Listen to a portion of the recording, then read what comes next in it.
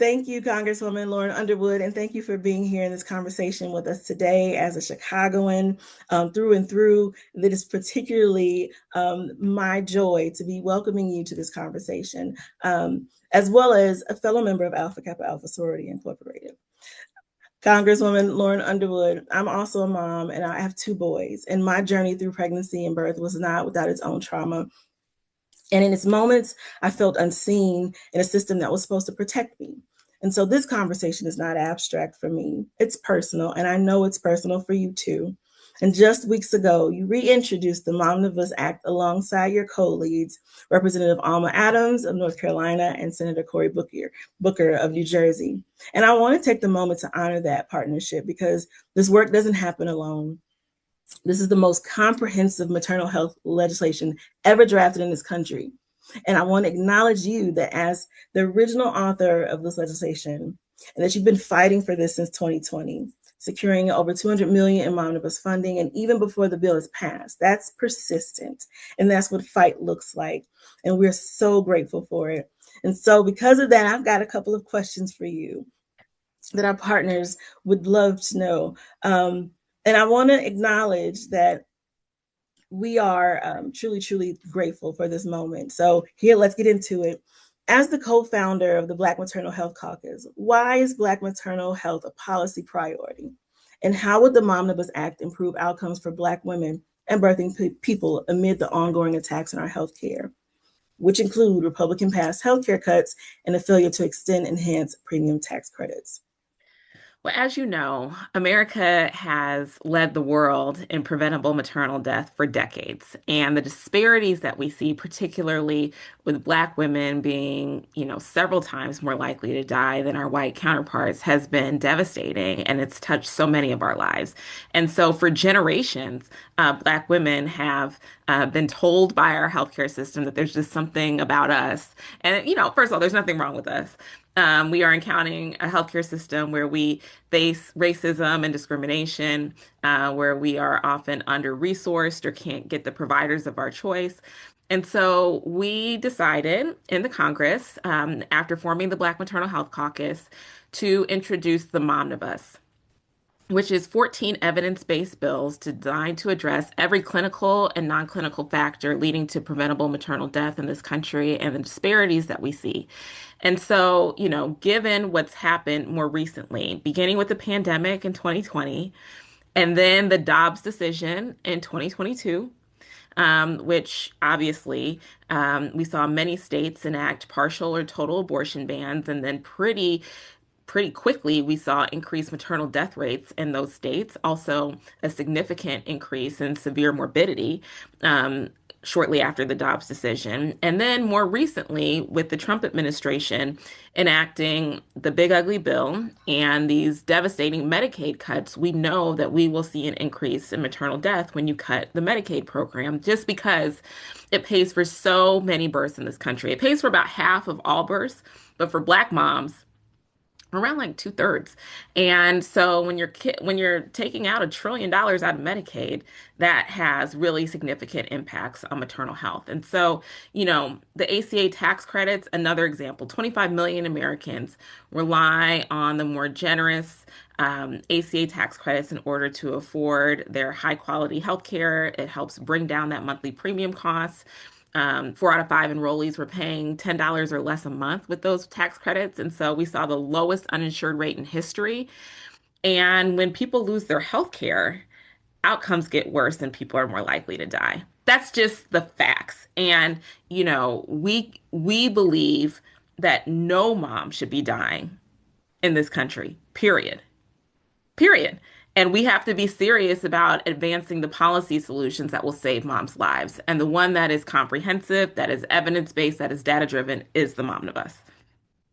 And that's such a strong thought that everyone deserves to live through, especially during this beautiful and wonderful time.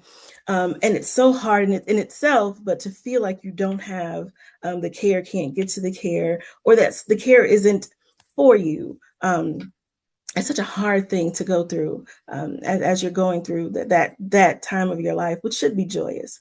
It should be Um, joyous. And for too many families, because of the awareness now of the maternal health crisis, they find out they're expecting, and then they're met with mhm, immediate fears of anxiety, sometimes absolutely. dread, during a time that should be filled with hope and joy, because people know. It's not as if folks don't know what's going on in our healthcare system. Absolutely. And it's a burden that is unfair for moms and families to be carrying. And we just want folks to know we have their back.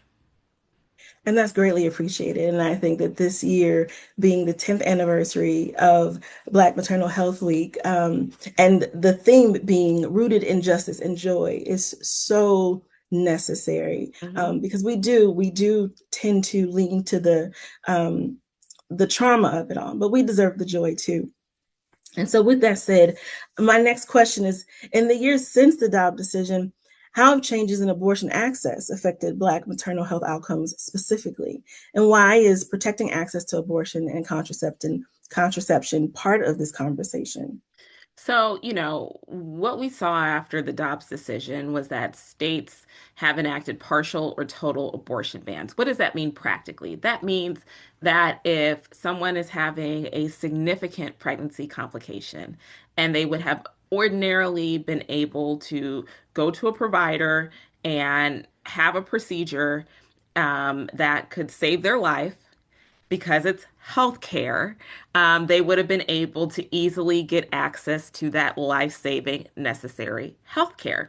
Post-Dobbs, now we find moms who have, life-threatening complications that are having to navigate trying to leave the state, find a provider that has an opening with a sense of urgency, right? Because this is a life-threatening issue.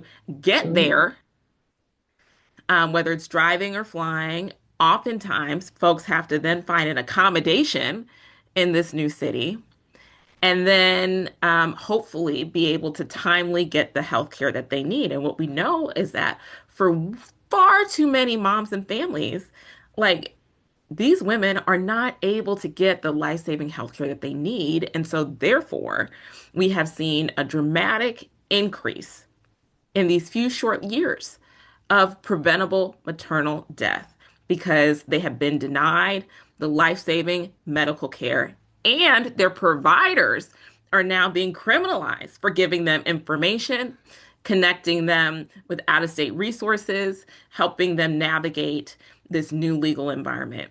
It is cruel and it is deadly and it is wrong. It is, and the words that you're saying, that they're so they permeate through me, because this affects more than just the family. This affects the community. These are teachers. These are our neighbors and librarians that are their lives are put at risk, when they don't have to be. So this conversation and the work that you're doing is so very critical, and so necessary. And my final question for you is what can advocates and partners and everyday Americans do right now to support this fight? Thank you. So, as we are now in Black Maternal Health Week, this is a great time for all of us to be reaching out to our congresspeople and our senators and asking them to co-sponsor the Momnibus. When we reintroduced this bill in the House, we did so with over 200 Democratic co-sponsors, right? This is very exciting. There's only about 215 House Dems. So we got a narrow list of Dems that we got to get on this bill. And then we also have to get some Republican support. This is where constituents reaching out, sharing their stories, talking about how important it is to have a comprehensive solution to save moms' lives really makes a difference. Over in the Senate, same thing. Democrat, Republican, it doesn't matter. Reach out to your senators and ask them to co-sponsor the Momnibus. We can get this done this year. I promise you guys, it's right there for us.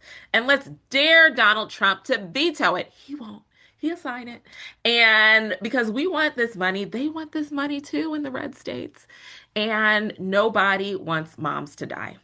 And so, but we need your help in order to get this done. So please reach out to your lawmakers and ask them to co-sponsor the Momnibus. All right. Now, you heard Congresswoman Underwood. That was a call to action. That was something to do. That was the ask, the need, the demand, and the plead to continue to be in this fight for your families, for your neighbors, for your moms, for your aunts, for me, and for everyone who you love. We thank you again so much for joining us in this conversation and for being partners in this work that we're doing. And we continue to thank you for the work that you're doing. Thanks, Tasha.